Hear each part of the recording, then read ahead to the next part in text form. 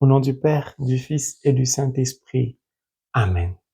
Que la grâce de notre Seigneur Jésus-Christ, l'amour de Dieu le Père et la communion de l'Esprit Saint soient toujours avec nous, chers abonnés, et sur vous.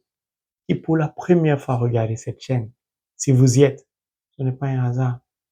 C'est le Saint-Esprit qui vous y a conduit car Dieu veut parler à votre cœur. Si vous aimez la parole de Dieu comme moi je l'aime, je vous invite à vous abonner. Appuyez sur le pouce levé à partager cet enseignement. Que Dieu vous bénisse in the name of Jesus Christ. Amen. Le texte que nous allons partager aujourd'hui est tiré du livre des Actes des Apôtres, chapitre 19, du verset 13 au verset 16, qui dit, et je cite, « Quelques Juifs qui allaient d'un endroit à l'autre pour chasser les esprits mauvais essayaient aussi d'utiliser le nom du Seigneur Jésus-Christ à cet effet. Ils disaient aux esprits mauvais, « Je vous ordonne de sortir au nom de ce Jésus que Paul proclame. » C'est ainsi qu'agissaient les 7 fils d'un grand prêtre juif nommé Séva. Mais un jour, l'esprit mauvais leur répondit, « Je connais Jésus et je sais qui est Paul. Mais vous, qui êtes-vous? » Et celui qui était possédé de l'esprit mauvais se jeta sur eux et se montra plus fort qu'eux tous. Il les maltraita avec une telle violence qu'il s'enfuit de sa maison nu et couvert de blessures. Dans certaines versions, ils étaient couverts de plaies. Mes frères et mes sœurs, ces quelques versets que je viens de vous lire sont extrêmement riches de savoir et de connaissances.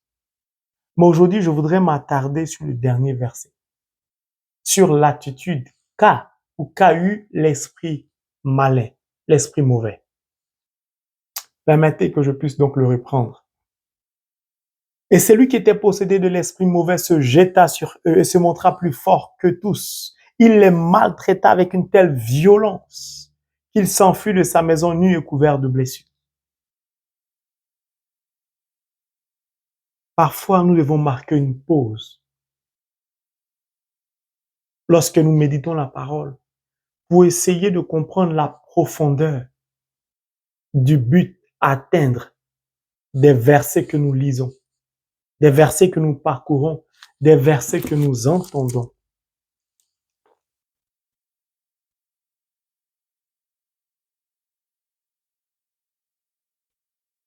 Il s'agit du diable, de l'arnaqueur, l'usurpateur, le scammer, le fossoyeur, le menteur, le diviseur, contre 7 enfants d'un grand prêtre juif appelé Séva. Le chiffre 7 symbolise la plénitude. La Bible ne mentionne pas 7 enfants pour rien. Quelle est l'attitude, quel est le comportement de ces 7 enfants? Ces 7 enfants ont entendu parler de ce que Paul accomplissait. On y reviendra dessus en ce qui concerne Paul. Ont décidé de se faire passer pour des exorcistes. Ils se sont autoproclamés exorcistes. Comme vous allez voir, beaucoup de servants de Dieu ou des serviteurs de Dieu, je ne veux pas citer des religions, qui s'autoproclament exorcistes, qui parfois, au motif malsain, au motif obscur, macabre, de vouloir délivrer certaines personnes, ça donne à des pratiques sexuelles inimaginables, à l'égard des personnes vulnérables. Il y a des personnes qui m'appelaient pour me dire, je suis allé voir tel serviteur de Dieu, de telle religion. Il m'a dit, pour être délivré, on doit m'emmener au bord de la mer. On doit être que 2. On doit se coucher nu. J'entends beaucoup de choses. Parfois, j'évite de parler de beaucoup de choses. Mais ça doit s'arrêter. C'est pourquoi je prends le temps, mes frères et mes sœurs, pour vous emmener à vous attacher à la parole de Dieu, à aimer lire the Word of God. Mieux, à écouter the word of God, la parole de Dieu, à vous laisser imprégner de la parole de Dieu, afin de ne pas tomber dans ce genre de pratique qui souille le nom puissant, le nom saint de notre Seigneur Jésus-Christ. Au motif de la parole de Dieu, au motif du nom de Jésus, on s'adonne à des pratiques qui ne n'ont pas Dieu. Parfois, il faut dénoncer cela. Parce que trop, c'est trop. Nous permettons ainsi au diable de gagner trop de terrain. Donc, ces sept enfants, ce grand prêtre juif, qui se sont autoproclamés exorcistes, ont décidé d'utiliser le saint nom de Jésus pour pouvoir chasser le diable. Ils avaient donc une apparence de chrétiens. Ils étaient vêtus de vêtements peut-être religieux, d'apparence. Mais ils n'avaient pas fait l'expérience de la nouvelle naissance. Ils n'avaient donc pas reçu le don de l'esprit. Qu'est-ce que Satan va leur faire subir?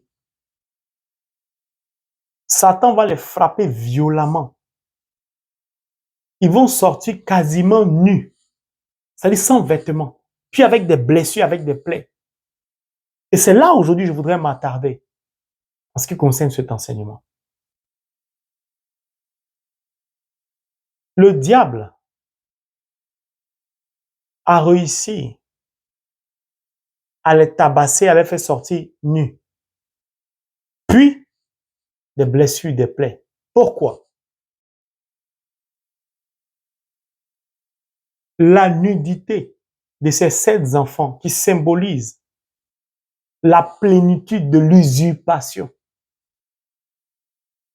qui normalement devait plaire au diable.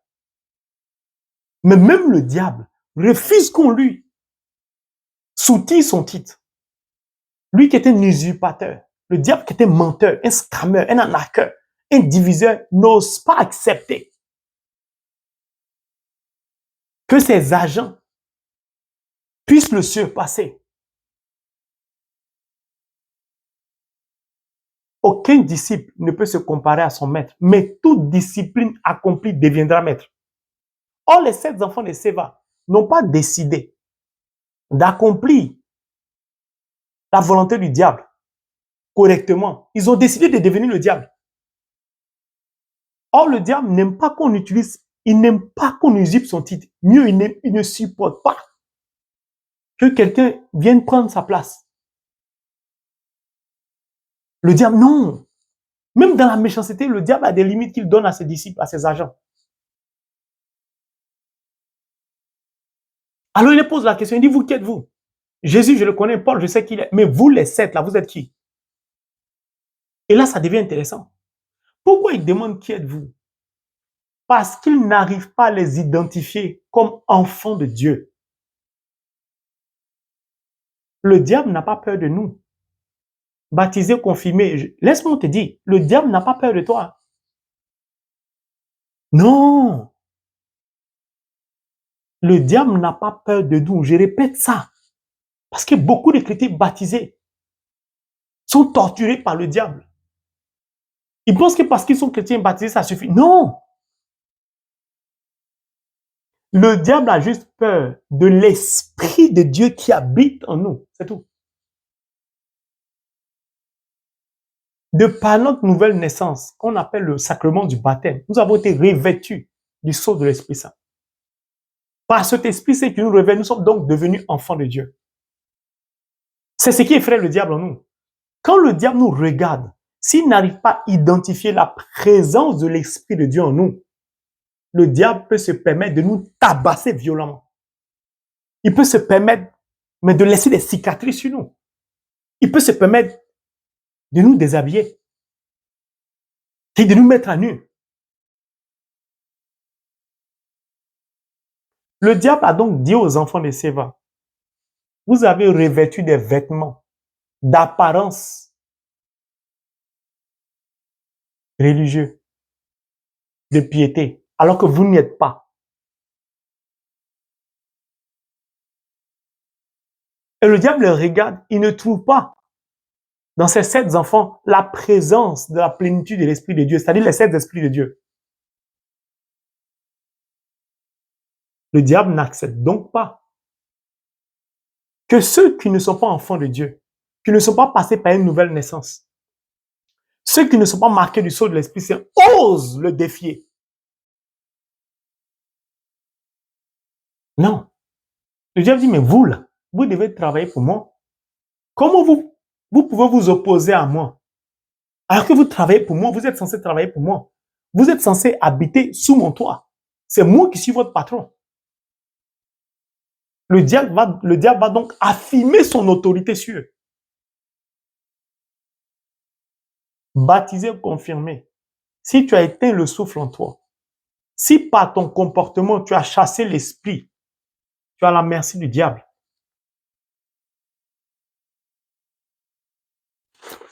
Si tu ne lis pas la parole de Dieu, si tu n'écoutes pas la parole de Dieu, si the word of God n'est pas ta priorité, si la parole ne demeure pas en toi, si tu ne mets pas en pratique la parole de Dieu, tu as la merci du diable.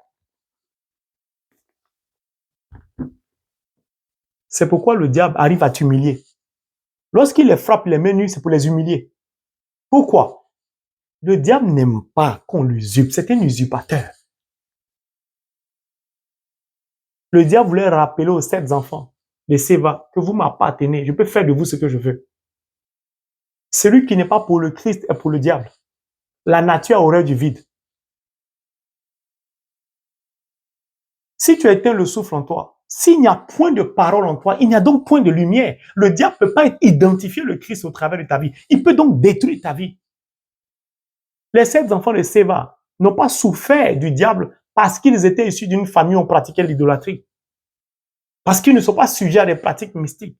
C'est parce que le diable ne les a pas reconnus comme enfants de Dieu. Il n'a pas reconnu en eux l'Esprit Saint de Dieu.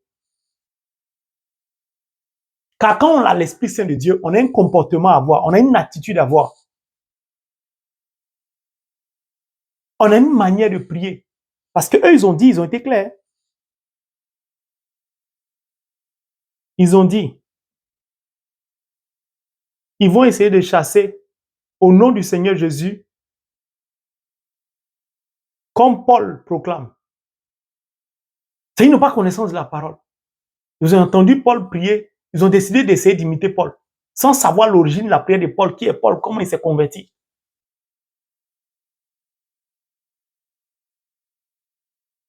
Si le diable arrive à te blesser, arrive à te donner des plaies, c'est parce qu'il ne trouve plus l'esprit en toi.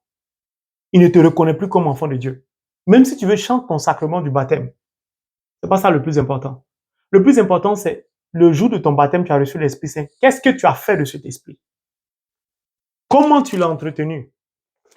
Est-ce avec la parole de Dieu? Ou est-ce avec ta propre volonté? Ce verset me plaît beaucoup parce qu'il y a 2 volets. C'est-à-dire 2 questions que nous devons nous poser. Comment se fait-il que le diable n'accepte pas que le Saint-Nom de Jésus soit souillé? Comment se fait-il que le diable n'accepte pas qu'on utilise le Saint-Nom de Jésus en vain? C'est le diable. Mais il sait que dans la divinité, il y a des niveaux. Lui, il sait qui est Jésus. Il connaît son domaine de compétence. Et il ne supporte pas que quelqu'un ose salir le nom du Christ. Premier volet. Deuxième volet.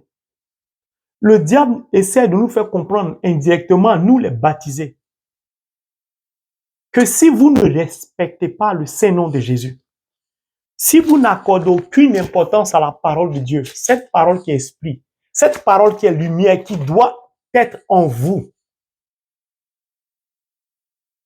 si vous n'accordez aucun respect à la parole de Dieu, Si la parole de Dieu n'est pas votre priorité, si vous ne cherchez pas par la méditation de la parole de Dieu à maintenir votre lampe allumée, vous n'êtes pas digne d'être un enfant de Dieu. 1. 2. Lui, il va vous montrer que lui, ses disciples doivent le respecter. C'est pourquoi il les a tabassés. C'est pourquoi il les a dénudés. C'est pourquoi il les a blessés. C'est pourquoi il y avait des blessures. Pourquoi? Parce que le diable obscur, le cœur du diable n'est pas miséricordieux. Le diable nous indique indirectement que la seule personne dans ce monde qui a un cœur miséricordieux, c'est Dieu. Le diable nous dit, c'est Dieu qui peut s'asseoir sur son trône au ciel et puis laisser les baptisés jouer avec son nom. C'est Dieu seul qui peut permettre que les baptisés ne lisent pas la parole de Dieu, que des baptisés ont une vie à l'exact opposé de la parole de Dieu, que certains baptisés ne respectent même pas le sacrement du baptême.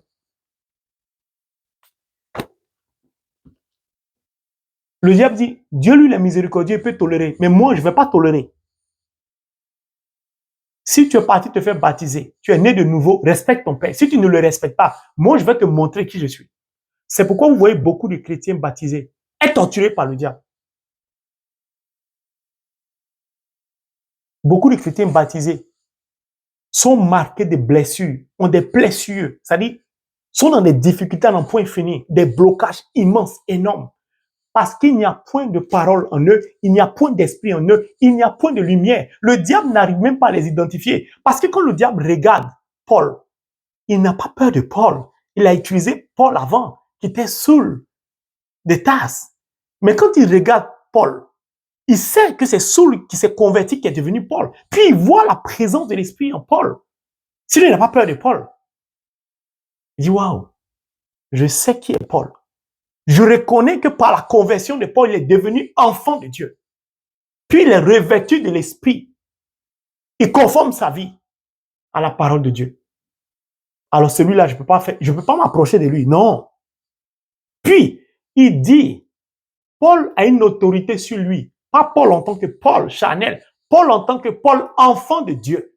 Revêtu de l'esprit, il a donc un pouvoir sur le diable. Parce que chacun connaît sa place dans la spiritualité. Lui, le diable, il sait qu'il ne peut pas toucher un chrétien, enfant de Dieu, il ne peut pas le toucher. Mais un être humain normal qui n'est pas baptisé,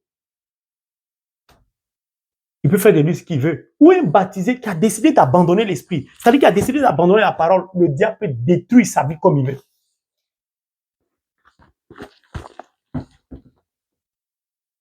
Pourquoi tu es baptisé, confirmé, et ta vie est entachée de plaies? Pourquoi il y a des plaies sur toi partout? Pourquoi il y a des blocages tout le temps dans ta vie? Pourquoi tu ne parviens pas à voir tes intentions de prière t'exaucer? Qu'est-ce qui ne va pas? Es-tu vraiment enfant de Dieu? As-tu conservé l'esprit que tu as reçu le jour de ton baptême? Comment utilises-tu le Saint-Nom de Jésus? Pourquoi le diable arrive à te tabasser la nuit? Comment se fait-il qu'un esprit impur arrive à avoir même à s'accoupler avec toi, à avoir des relations sexuelles avec toi, au point où tu te réveilles mouillé, alors que tu es censé être un enfant de Dieu? Il ne peut pas s'approcher de toi, l'esprit malin, l'esprit mauvais. Cet esprit de nuit, cette femme de nuit, cet homme de nuit n'a pas le pouvoir sur ta vie. Comment il arrive à s'approcher de toi mieux, à avoir des rapports avec toi? Parce qu'il s'approche de toi, ou lorsqu'il s'approche de toi, il ne trouve pas de lumière en toi. Il ne trouve pas la présence de l'Esprit de Dieu en toi. Holy Bible, il ne voit pas l'Esprit en toi. Lorsqu'il s'approche de toi, cet esprit de nuit, il ne reconnaît pas la présence de l'Esprit de Dieu. Il n'arrive pas à t'identifier comme enfant de Dieu. Si tu n'es pas enfant de Dieu, il peut donc s'accoupler avec toi. Il peut donc faire ce qu'il veut avec toi. La Bible ne dit jamais que le diable ne va pas t'attaquer. La Bible ne dit jamais que le diable ne va pas te combattre. Mais est-ce que tu es suffisamment armé pour combattre le diable? Qui va gagner ce combat? Est-ce le diable ou est-ce toi?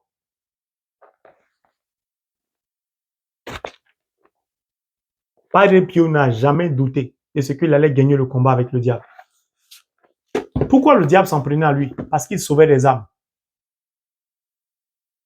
Que fais-tu de ton baptême? Puis maintenant, on va se dire la vérité.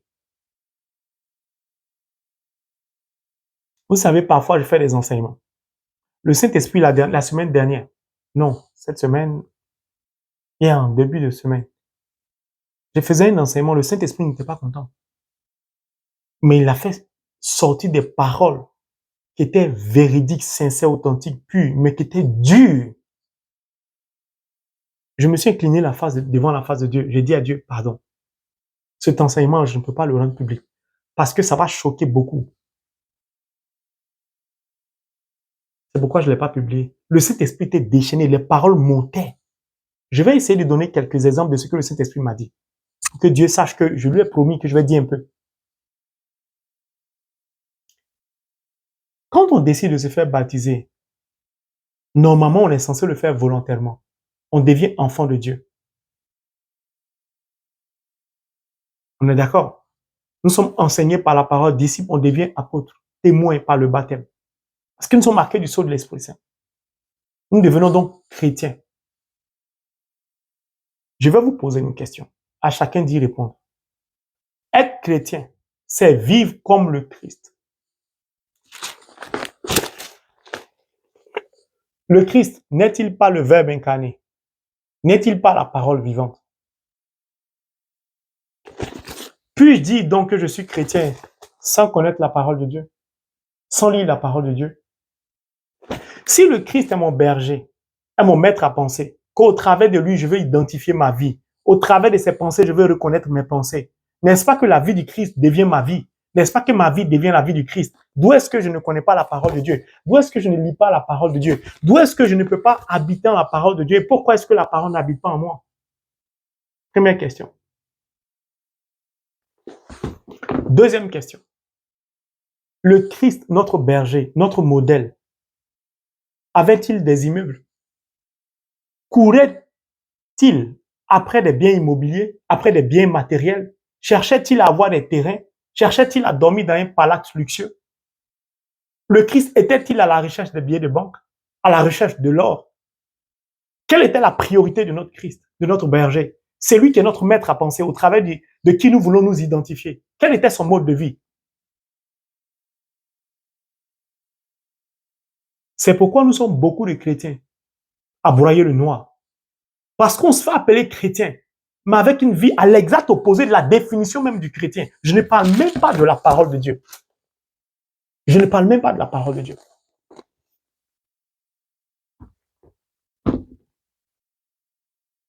Puis je vais dire ce que le Saint-Esprit a dit. Je vais dire un peu.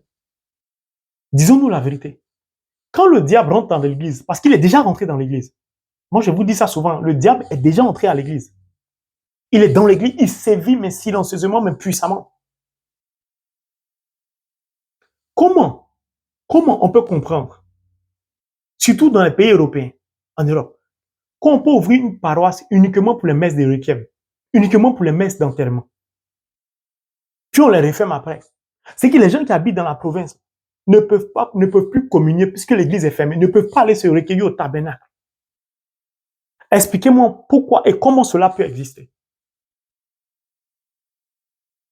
Expliquez-moi pourquoi et comment des prêtres qui sont sollicités en Afrique pour voler au secours de certaines paroisses en Europe, l'ambassade leur refuse le visa. Des prêtres, comment on peut leur refuser le visa? Comment le diable réussit-il à laisser des plaies sur nos prêtres, des serviteurs de Dieu, sur des paroisses? Comment le diable arrive à mettre à nu certaines paroisses au point où les paroisses sont tellement surendettées, les paroisses sont tellement vides, qu'elles tombent en ruine, où on est obligé de fermer les paroisses ou de vendre l'église, c'est-à-dire de vendre les murs? Vous êtes sûr que si la parole est la base d'un groupe de prière, est la base de l'église, Dieu peut rester indifférent face à sa parole? La Bible dit que Dieu confirme toujours sa parole par des signes. D'où est-ce qu'une église, peu importe la religion, peut tomber en ruine? D'où est-ce qu'une église peut être surendettée? N'est-ce pas là un message du Seigneur? Colossiens nous le rappelle. Christ est la tête de l'église dont nous sommes les membres du corps. Christ qui est la tête, peut-il assister à une église qui se ferme, qui tombe en ruine, sans agir? Alors la question est la suivante. Quel est le comportement des membres du corps pour que l'église ne tombe pas en ruine? Et c'est là, je vais vous dire ce que le Saint-Esprit m'a dit. Oui, là, certaines personnes ont dit, frère Ange est fâché. Non, je ne suis pas fâché. Vous savez, l'église doit être debout. L'église, c'est nous. Mais l'église a profondément quoi? La parole de Dieu, qui est la tête, c'est-à-dire le Christ, le Verbe incarné. C'est la tête qui se distille en nous, c'est-à-dire c'est la parole de Dieu qui doit couler en nous. Le reste est secondaire. La parole est la base, l'élément essentiel sur lequel repose tout. En dehors de la parole, il n'y a rien. Tout part par la parole, tout se termine par la parole. Alors le Saint-Esprit me dit, je ne suis pas content, mon enfant. L'enseignement était violent, hein. Franchement, je ne peux pas le... C'était dur. Le Saint-Esprit me dit, comment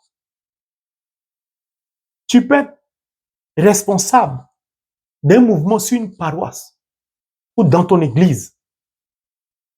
Je donne un exemple pour mieux étayer ce que je vais dire, que le Saint-Esprit m'a dit. Tu es président du conseil économique, du conseil paroissial. Et tu viens à l'église avec ta maîtresse. Autant tu es marié à l'église. Tout le monde connaît ton épouse. Ton épouse est assise à l'église. Ta maîtresse est assise à l'église. C'est vrai, par banc interposé. Et tu te lèves. Tu vas communier. Tu n'as aucun respect pour le Seigneur.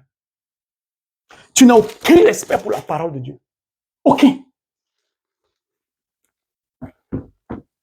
Et sur la paroisse, les gens sont au courant. Tout le monde sait que tu es venu avec ta maîtresse, tu vas communier. Et personne n'ose parler. Même le diable, face aux enfants de Séva, qui pourtant n'étaient pas des baptisés, n'a pas accepté qu'on lui vole son titre, qu'on lui usurpe son titre. Le diable ne tolère pas qu'on manque de respect au Seigneur Jésus-Christ, au Saint-Nom de Jésus. Le diable va jusqu'à prendre la défense du Saint-Nom du Christ, même si Dieu n'a pas besoin qu'on le défende. Pour nous montrer à nous les baptisés à quel niveau nous devons nous élever spirituellement pour ne pas que le nom de Jésus soit souillé, pour ne pas que la parole de Dieu soit banalisée, pour ne pas que la parole de Dieu soit méprisée. C'est le diable maintenant qui nous indique le chemin. Et nous sommes dans les églises, sur des paroisses, on fréquente des mouvements et on voit ce qui se passe qui n'est pas bon, qui souille l'église, qui souille le nom de Dieu, du Christ, et on se tait. Est-ce normal? Tout ça, ça vient du Saint-Esprit. Hein? J'essaie de me rappeler pour dire, est-ce normal que quelqu'un peut être président de la chorale et puis il vient en concubinage, n'est pas marié à l'église? Est-ce que quelqu'un doit appartenir au groupe liturgique qui lit la parole de Dieu à l'église pendant la célébration eucharistique alors qu'il vit en concubinage, il n'est pas marié à l'église? La parole est-elle impure? Si tu veux t'élever pour aller lire la parole de Dieu, tu dois être baptisé célibataire. Mais tu ne dois pas vivre en couple avec quelqu'un sans être marié à l'église. On ne doit pas accepter que tu partes. Lis la parole de Dieu. La parole est pure. Quand je vous dis le diable est entré à l'église, il rentre de façon subtile. Tous ceux qui sont à la tête des mouvements de l'église ou sur une paroisse doivent être des modèles. Paul a dit à Timothée, sois un modèle en tout. Ta vie passée est passée, mais le jour où tu acceptes de conformer ta vie à la parole de Dieu, comme moi j'avais une vie passée, je n'étais pas correct. Mais depuis que j'ai décidé de m'abandonner au Seigneur Jésus-Christ, je m'arrange à avoir une vie correcte. Je ne suis pas parfait, attention, je suis imparfait. Mais je ne mène plus ma vie passée. De toute façon, je sais ce que Dieu m'a fait voir, comment j'ai souffert. Et je m'adresse aussi à certains prêtres, certains curés. Arrêtez de choisir des présidents ou des présidents de certains mouvements qui ne sont pas des modèles. Le Saint-Esprit n'était pas content. Il dit, arrêtez de souiller l'église. Arrêtez de salir mon Saint-Nom. Certains prêtres, certains pasteurs, certains serviteurs de Dieu ou servants de Dieu, tu ne peux pas être un prêtre, par exemple. Et puis loger une fille avec qui tu sors. C'est toi qui payes son appartement. Est-ce qu'on t'a forcé de porter ta soutane? Certains prêtres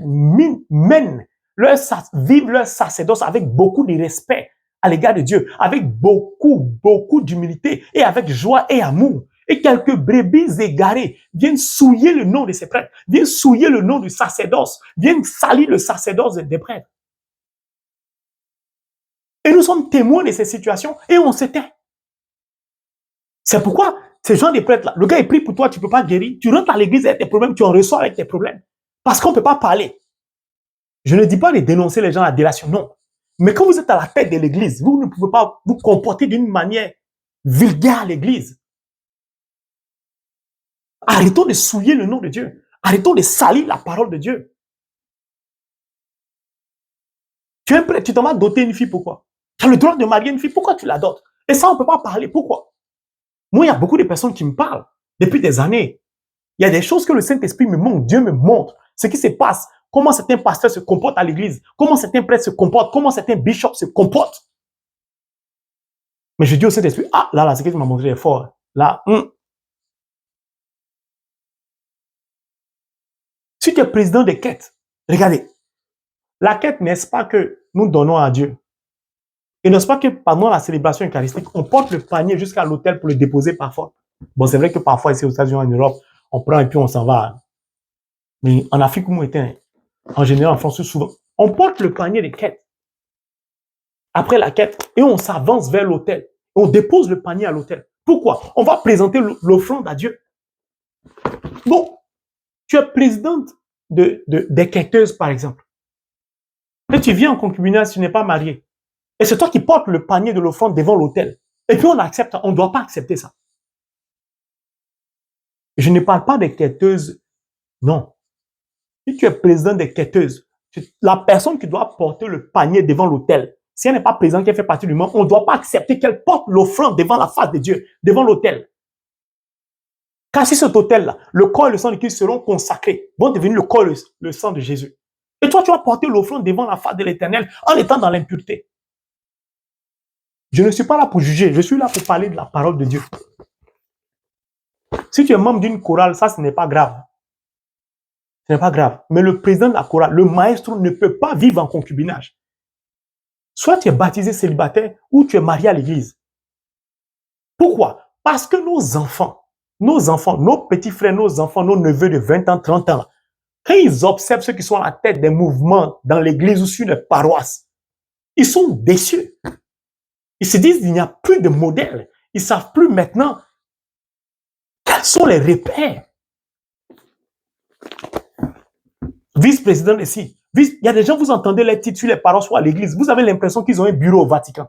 Vous avez l'impression que matin, ils prennent l'avion, ils sont au Vatican. Quand ils descendent et puis ils sont sur les paroisses. Arrêtons ça. C'est pourquoi j'interpelle les curés. Arrêtez de choisir des gens qui ne sont pas des modèles. Puis, arrêtons le fait que certaines personnes s'accaparent des rôles à l'église. Et puis, essayons de revoir la pédagogie aussi. Et l'enseignement de la catéchèse. Les gens ont besoin de comprendre la parole de Dieu. Essayez de prêcher. Un peu terre à terre. Pas un langage quand même vulgaire. Mais essayez de ramener les prêches, la parole de Dieu, à la réalité de la vie de beaucoup de chrétiens.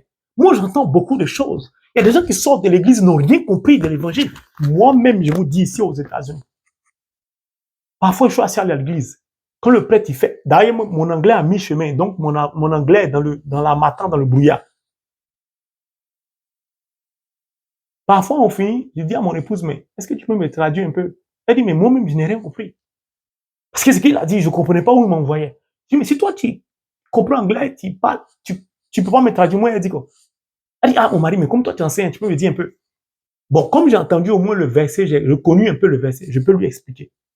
Mais ceux qui ne sont pas mariés à des serviteurs de Dieu ou des servants de Dieu, tu rentres à l'église, tu sors 10 ans après, souvent, sur 10 fois, tu as compris une seule fois. Mais les 9 fois, comment tu fais pour mettre en pratique ce que tu n'as pas compris? Arrêtons. Vous aussi, arrêtez. Arrêtez d'aller charmer les prêtres, les filles, certaines filles du moins. Arrêtez d'être dans des relations d'adultère. Arrêtez tout ça. Ça ne fait pas avancer l'église, ça ne fait pas avancer la foi. Arrêtez votre corruption, l'injustice, arrêtez-le. C'est pourquoi j'ai donné la définition du chrétien. De courir après l'argent à tout va, de financer les concours, arrêtez. C'est Dieu qui bénit. Essayons de conformer notre vie à la parole de Dieu pour que lorsque le diable arrive, il puisse reconnaître la présence de l'Esprit que nous avons reçu le jour de notre baptême en nous. Mon Dieu, comment est-ce que c'est le diable qui est arrivé jusqu'à défendre le Saint-Nom de Jésus? Où sommes-nous? Qui vous a dit que quand on est prêt, on doit rouler forcément dans une grosse voiture? Qui vous a dit que quand on est prêt, on doit forcément être propriétaire d'une maison? Qui vous a dit ça? C'est nous les fidèles qui devons cotiser aussi. Mais si on ne s'en sort pas, on fait comment? C'est pourquoi je rappelle, personne ne doit vous obliger à donner à Dieu.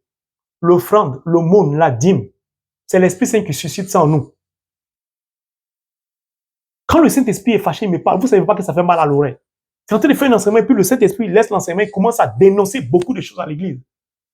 Il dit l'église va mal, l'église va mal, l'église va mal. Changez de vie, changez de vie. Revenez à la parole, revenez à la parole. Je prêche, mais le Saint-Esprit parle, ça sonne en moi, ça fait mal. Souvent, sa parole, c'est comme le feu, ça brûle.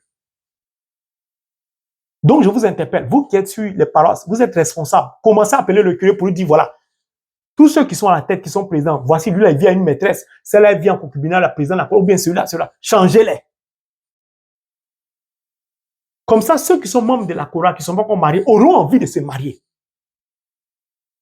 Et tu es dans une chorale, tu pries pendant 100, enfin, tu es dans une chorale, tu chantes, ça fait 10 ans, ça fait 15 ans. Tu chantes pour la gloire de Dieu, et ça fait 5 ans, 10 ans, 15 ans, tu n'es pas encore marié. Le problème, ce ne sont pas les chants que tu chantes, le problème, c'est ton cœur, c'est toi. Tu ne peux pas chanter pour la gloire de Dieu, et puis Dieu va te regarder sans conduire ton âme vers toi. Pourquoi? Non, disons-nous la vérité. Tu ne peux pas donner la communion si tu ne remplis pas les critères. On ne se lève pas pour aller communier par le plaisir de communier. Lisez ce que Saint Paul dit dans Corinthiens. S'il y a beaucoup de maladies, il y a beaucoup d'handicaps, il y a beaucoup de souffrances, c'est parce que les gens vont communier à tout va, n'importe comment.